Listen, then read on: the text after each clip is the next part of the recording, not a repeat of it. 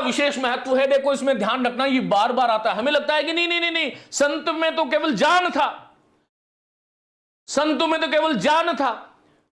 तो यहां पर संतों में ज्ञान नहीं, ज्ञान के साथ प्रेम भी था। काव्य में रहस्यवाद की प्रधानता है और सहज साधना पर बल दिया है। सहज साधना के आरंभिक प्रवर्तक है सरहपाद। अवधू गगन मंडल घर कीजे, अवधू गगन मंडल घर कीजे, अमृत झरई सदा सुख उपजई, अमृत झरई सदा सुख उपजई, बंक नाली रस पीजई, अवधू गगन मंडल घर कीजे। कहते हैं अवधू, हे जीव, हे आत्मा, गगन मंडल जो सहस्रार चक्र है वहां पर ध्यान लगा और वहां पर हमेशा अमृत झरता है, सदा सुख उपजे। हम संसार की दरिद्रताओं में, संस्कार की चुगलियों में, दोषों में, मोह में, काम में, क्रोध में जो भटके हुए हैं उनसे वहां पर हमेशा सुख रहता है।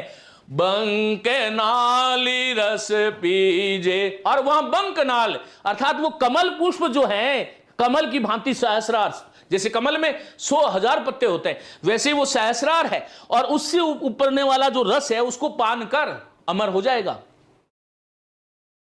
संत कवि सिंगा की निम्नलिखित, ये पूछा जाता है ये सिंगा की पंक्तियां हैं, सारी कबीर की मत पढ़ना। साधनात्मक रहस्यवाद का संकेत मिलता है इन पंक्तियों में। क्या कह रहे हैं? घर में गंगा, घर में जमुना, घर में गंगा, घर में जमुना, नई द्वारिका काशी, घर बस्तु बाहर क्यों ढूंढे, घर बस्तु बाहर क्यों ढूंढे, बन बन फिरा उदासी। कहते हैं कि घर में ही गंगा है, घर में ही जमुना है। अरे माँ बाप, माता पिता किसी गंगा और यमुना से कम नहीं है, और तू जा रहा है द्वारका और काशी में, कहीं आवश्यकता नहीं है। मां के चरणों में, पिता के चरणों में ही गंगा यमुना द्वारका काशी सब कुछ है। यदि तुम सच्चे मन से सेवा कर लो तो इसी जीवन में तुम्हें फल मिलेगा। इस संसार में जो आपको लेकर के आया, इस अद्भुत संसार में निमित्त बना, जन्म का निमित्त तो मां और बाप ही हैं।